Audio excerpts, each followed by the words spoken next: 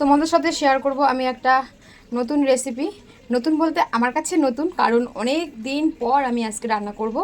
আর এই রান্নাটা আমি খুব করতাম আর ভীষণ প্রিয় ছিল আমার, ভীষণ ভালোবাসতাম।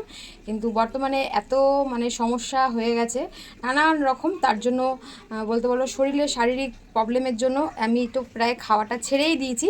তো তার কি রান্না করব চলো ভিডিওটা পুরোটা দেখো, তাহলে বুঝতে পারবে। আর তার জন্য কিন্তু প্রথমেই আমি দেখাচ্ছি, এখানে দেখো মাছের মাথা। এটা কিন্তু অবশ্য না যে মাছের মাথাই লাগবে এই রান্নাটা করতে, এটা মাছের মাথা ছাড়াও করা যায়, কিন্তু আমি কিন্তু আজকে মাছের মাথা দিয়েই করব। প্রথমে আমি কড়াইটা অনেকক্ষণ হয়ে উঠছে বসিয়ে দিয়েছি, আর আমি তেল দিয়ে দিলাম। তেলটা গরম হোক, তারপরে মাছের মাথাটা ভাজা করব। আর কি রান্না করছি মাছের মাথা দিয়ে চলো তোমাদের দেখাই। এই দেখো ফ্রেন্ডস, এই দেখো বন্ধুরা, পুঁই শাক, পুঁই শাক রান্না করব। এটা আমি লাগিয়েছি আর এটা হয়েছে, এখান থেকে দুটো ডগা কেটে নিয়ে আমি এটা মাছের মাথা দিয়ে রান্না করব। তোমাদের তো দেখিয়ে দিলাম কি রান্না করব। তো মাছের মাথাটা ভাজা বসাই। মাছের মাথাটা ভাজা বসিয়ে দিয়েছি, আর এই দেখো দুটো তিনটে ডগা আমি কেটে নিয়ে এসেছি, একদম পুরো টাটকা, আর কোনো সার নেই কিছু নেই, একদম ফ্রেশ আমার নিজের হাতে লাগানো পুঁই শাক। আমি এটা রান্না করব। আর আগে তার জন্য আমি এটা এখন কাটবো। আর এই দেখো সাথে দেবো কিন্তু কুমড়ো, বাড়ি থেকে রেখেছি। কুমড়োটা লাল হলে ভালো হতো, তো সাদা টাইপেরই আছে, তো অসুবিধা হবে না। আমি নিরামিষ করছি না, আমি মাছ দিয়ে করছি, তার জন্য অসুবিধা হবে না। নিরামিষ হলে কিন্তু এরকম কুমড়ো দিলে ভালো লাগে না, একটু মিষ্টি মিষ্টি হলেই ভালো লাগে, সেটা কিন্তু একটু বেশ পাকা হলে ভালো হয়। তো আজকে আমি বাজার থেকে এটাই পেয়েছি, আর এটা দিয়েই আমি পুঁই শাকটা রান্না করব, আর তোমাদের সঙ্গে সবটাই শেয়ার করব। দেখতে থাকো পুরো ভিডিওটা, আর তোমাদের কেমন লাগলো সেটাও কিন্তু অবশ্যই কমেন্ট করে জানিও।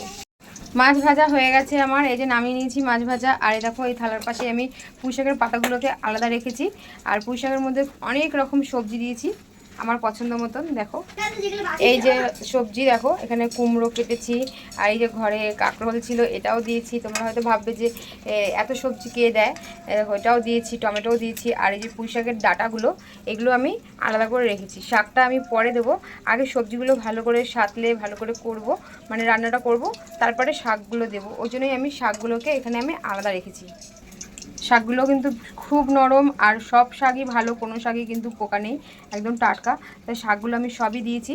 তো শাকটা আমি পরে দেবো, আলাদা রেখেছি, আর সবজিগুলো আগে দেবো, তারপরে আমি শাক দেবো। কড়াইতে আমি ওই তেলেই আরেকটু তেল দেবো পরে, যখন কষাবো সব কিছু, তখন আমি ওই কড়াইতে এই দেখো পাঁচফোড়ন ফোড়ন দিলাম। আমি পুঁই শাকের চচ্চড়িতে আমি কিন্তু, বা ঘ্যাট যাই বলো, আমি পাঁচফোড়ন ফোড়ন দিলাম। আর যত সবজি ছিল সব সবজিগুলো আমি এক এক করে ছেড়ে দিলাম। সবজিগুলো সব হলুদ নুন দিয়ে ভালো করে ভেজে নিয়েছি।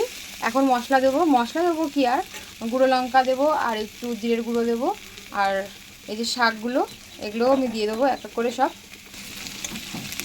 লঙ্কার গুঁড়ো জিরের গুঁড়ো দিয়ে দিয়েছি, মশলাটা দিয়ে ভালো করে কষিয়ে নিচ্ছি। আর তোমার আমি তো হলুদ নুনটা আগেই দিয়ে ভেজেছি, একটু সামান্য জল দিলাম।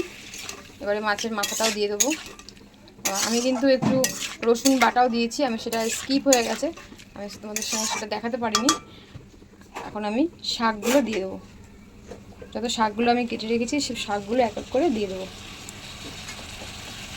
ওই শাকগুলো একদম নরম হয়ে যাবে এক্ষুনি, তারপরে লাস্ট মাছের মাথা দেবো।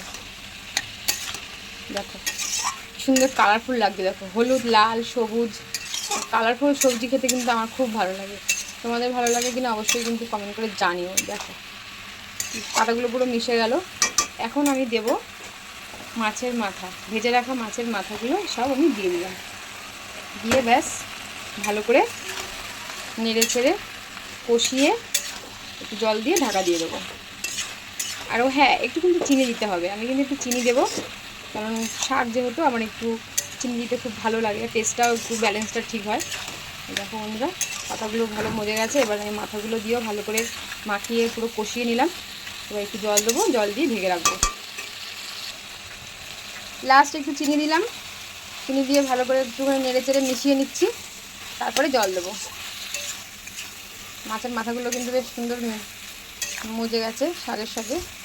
মাছের মাথা দিয়ে যে কোনো তরকারি করলেই ভালো লাগে, আর পুঁই শাকটা কিন্তু ভীষণ ভীষণভাবে খাটে মাছের মাথা দিয়ে। অন্য কিছু ধরো লাউ শাক আর কুমড়ো শাক এগুলো কিন্তু মাছের মাথা দিয়ে কখনোই আমি খাইনি আর করিও নি, সেটা খাটে না আমি শুনেছি। কিন্তু এই পুঁই শাকটা কিন্তু মাছের মাথা দিয়ে বেশ ভালো খাবে, ভালো জমে যায়।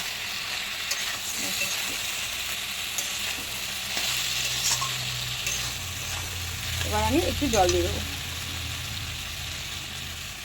ব্যাস একটু ফুটে উঠবে, তারপরে আমি ঢাকা দিয়ে দেবো। আর জল দেবো না, এটুকুই জল দেবো।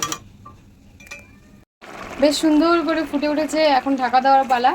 একটু ঢেকে দিয়ে গ্যাসটা সিমে রাখবো, তারপরে উঠিয়ে নামিয়ে নেবো। দেখে একটু নুন মিষ্টি দিয়েছি, আর একটু দেখবো চেক করে কতটা কি লাগে, তারপরে নামিয়ে নেবো।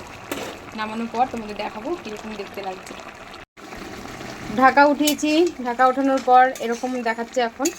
আর সব সিদ্ধ হয়ে গেছে দেখো, আলু মাছ পুরো ভেঙেই গেছে, মাছের মাথা ভেঙে চুরেই স্বাদটা আরও দ্বিগুণ হবে। সব কিছুই সিদ্ধ হয়ে গেছে, ব্যাস আর একটু টানিয়ে নামিয়ে দেবো। নামানোর আগে একটু গরম মশলা ছিটিয়ে দিলাম, গরম মশলা ছিটিয়ে তারপরে আমি এক্ষুনি নামিয়ে দেবো। ঝোল প্রায় টেনেই গেছে, সব গা মাখা হয়ে গেছে।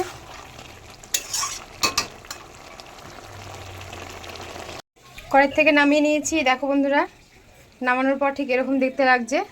আর তোমাদের আমার এই রান্নাটা কেমন লাগলো অবশ্যই কিন্তু কমেন্ট করে জানিও, আর ভালো লাগলে অবশ্যই লাইক করো, শেয়ার করো। আবার তোমাদের সাথে ফিরে আসবো আরও একটা রান্নার রেসিপি নিয়ে।